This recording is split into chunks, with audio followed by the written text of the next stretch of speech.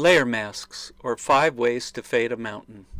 I'd like to show you about Photoshop layer masks using the simple silhouette of a mountain. First, what's a layer mask? Well, it's just a way to selectively obscure one layer from those below it in the layers palette. Let's make a layer mask and use it to make a mountain. Let's turn off the title. I've already made this black layer and named it the mountain. To make a layer mask for this layer, I'll take my cursor down to the layer mask icon at the bottom of the layers palette. It's the third from the left, the one that looks like a Japanese flag. Now I'll just left click on that, and you can see the new white thumbnail appear to the right of the main layer thumbnail. Notice it has a white border around it. That means it's active. When this is active, anything you make dark will obscure the content of the layer itself, and anything light will reveal it. White reveals and black conceals. Let's make a mountain. I have a selection saved in the channels palette. I'll just load the selection and go back to the black layer in the layers palette. Make sure the layer mask thumbnail is active. It has this little white border around it. Now I'll go to channels to pick up my selection, put my cursor over this selection that I've saved there. This is where all selections are saved. I'll put my cursor over the thumbnail. I'll press the command key down and I'll left click on it. Notice it's the background that's selected. This is the part that we want to obscure in order to reveal the mountain. Let's go over to the layers palette, put our cursor over the layer mask thumbnail. Now look at the mask itself. You hold down the option key and you left click. The image turns white because we're looking at the layer mask itself, and everything on this layer is revealing now. We make the mountain by obscuring the area around the mountain. We do this by filling the selected area with black. Go to Edit, Fill, Black. Now let's take a look at the layer itself by clicking on its thumb. Notice how the mountain now is black with a transparent background represented by this field of little gray squares. The black area in the layer mask has blocked this area, creating our mountain. Let's put in a gradient background by waking up this layer that I've already made. This is what the gradient layer looks like alone. I'll wake up the mountain again. Let's get rid of these marching ants. Select, deselect. Now let's explore ways to fade the mountain. I prepared a few copies of the mountain layer to do this. Let's put the first mountain layer to sleep. Now before we begin, let's take another look at how masks work. I'll put up a simple blue layer for a background. Then I'll apply this layer mask to it. Here's the layer mask. Then I'll apply it to it. You can see how the different levels of gray obscure proportionately the blue background. I'll switch back and forth a little between the mask and the layer to help show this. So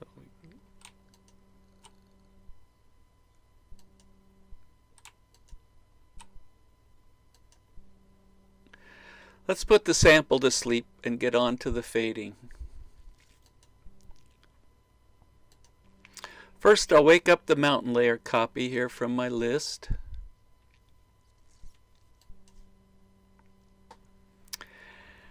And I'll make sure the layer mask is active just by left clicking on it. Then I'll get a large soft brush. Here. In the toolbox, I go to brushes, then up in the tool options bar, I'll make my brush big and soft. So here I've got hardness, move it way down to soft, and Let's see how big. I want to make it bigger than that. A little bit bigger. Let's say that's probably a good size. I'll make sure that the foreground color is black over here in the toolbox. Then I'll paint horizontal strokes to fade the bottom of the mountain. The soft edge of the brush will make the fade. Just back and forth. You can see how it makes a soft edge here. Notice that the layer mask thumb displays just what I did. Let's look at the mask here. Option, left click.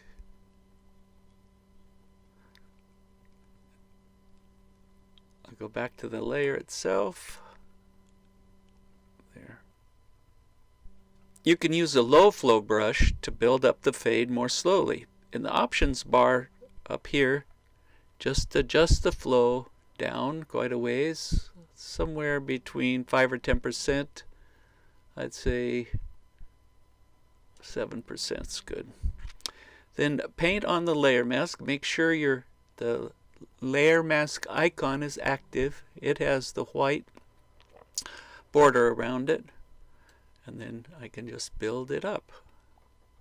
And you can see I can make it a little more opaque. Let's say erase part of that mountain there. Maybe I'll make the fog rise a little bit. Okay, there you go. Now see, I gave it a little smokier look now. Now let's look at using gradients for a similar effect. Let's turn out this one. Turn on another copy. Once again, make sure that the layer mask thumb is active. Activate gradients in the toolbox. Then up the options bar and click on this little arrow to the right of the gradient editor. A drop-down palette has the defaults, and for our purposes we want the foreground to transparent preset. That's this one right here. In this default set, it's the one that's the second from the right. In others, it might be different. Make sure black is in the foreground color in the toolbox down here. You need this gradient to avoid painting over the mountain mask with white. Make sure the linear gradient alternative in the options bar is active. It's the first one in this line of alternatives. This is where the alternative ways of applying gradients are indicated. Check to see that the layer mask thumb is active. Take the cursor down to the bottom of the mountain. Hold the left click button down and then the shift key too. Now drag the cursor up a little and release the left click button. See, holding the shift key down helps keep the gradient level. Let's look at the mask and then the layer. So we'll go over here, hold the option key down, click on it, and we can see that we put this gradient down in here. Let's look at the layer again. Okay. Now let's put this alternative to sleep and we'll wake up a new mountain.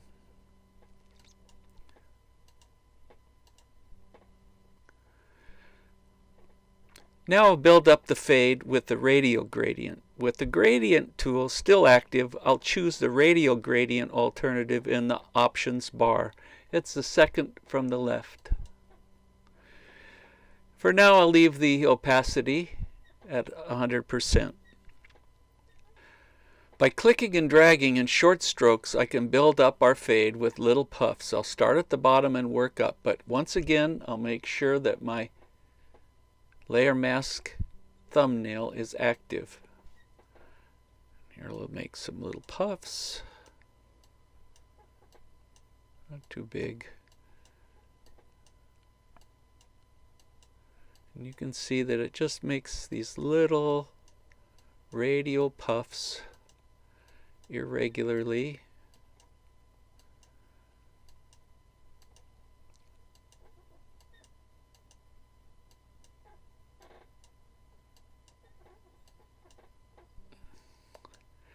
Now I can change the opacity down and build it up more slowly and with more control.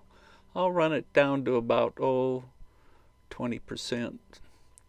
And now each time I do it, it just puts about 1/5 of what the other ones are, and so they're a little more transparent. And you can see it looks a little cloudier, a little lumpier.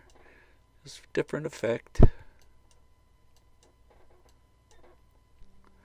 Like little clouds of mist. Just a couple more methods to go. I'll put this to sleep and wake up this one.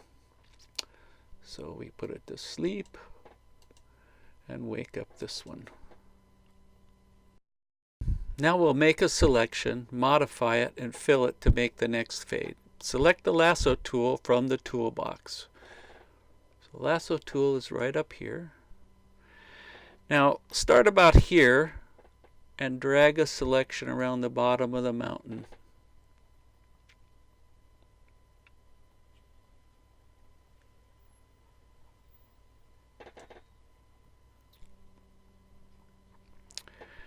With the selection active and surrounded by the marching ants, you go up and you click on Select in the menu bar. And go to Modify, Feather. Okay. And for this 1000 pixel wide image, 60 pixels should work pretty good. So let's put in 60. 60. Hit OK. Now that the edges of the selection are softened, we can fill it with black. So go to Edit, then Fill, Edit, Fill, then make sure black is pictured there and go OK. OK. And we have our fade. Let's look at the mask. Well, first let's get rid of these ants. Okay, now let's look at the layer mask. And here's the layer. And you can see how the layer mask applies to the layer. Okay, now one more method. Let's hide this layer and open this. This method works on a mountain layer that has transparency around an opaque mountain. Note the white layer mask thumb. No mountain because it's in the layer itself. Let's look a little closer. Here's the white empty layer mask. And here's the mountain in the layer itself. I'll hide the color background so that we can see the transparency grid. Let's bring it back. Let's go to our layer and make sure the layer mask thumb is active. Now I'll make a rectangular selection starting quite a bit higher this time because we'll be able to move it later. I'll go to the rectangular marquee tool, activate it, and I'll draw a box starting right about here. Now I'll fill it with black. Edit, fill, black. Let's get rid of the marching ants here. There we go. Now let's take a look at the layer mask itself. You can see that this edge is very hard, and what we need to do is blur it. So let's go back to the layer, make sure the layer mask is active, and now we will blur that edge. Filter, blur, Gaussian blur, and well, it looks like, well, maybe a little less than that. Oh, a little more. That's good. 50 is pretty good. We'll go OK. And there, let's take a look at our layer mask again. And you can see that it's been blurred. See, I missed a little bit on the right, but that's okay for this purposes. Okay, back to there. Now we can see how this method allows for further adjustment. This little link symbol between the layer thumb and the layer mask thumb shows that any movement you apply to one affects the other. By clicking on it, you can turn it off. Now we can move the layer mask independently from the layer. I'll do that now by using the move tool to move it down to where it looks better. I got to make sure that it's active though. The little white line is around the layer mask thumb. Now I go to the move tool, and now we can move it up and down.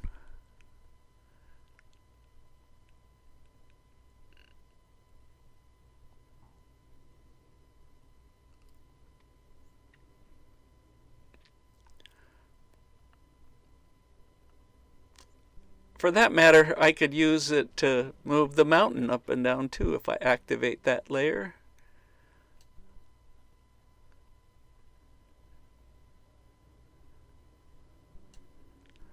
That just about does it for this time. There are many more uses and techniques for layer masks, but I hope this has been a useful introduction.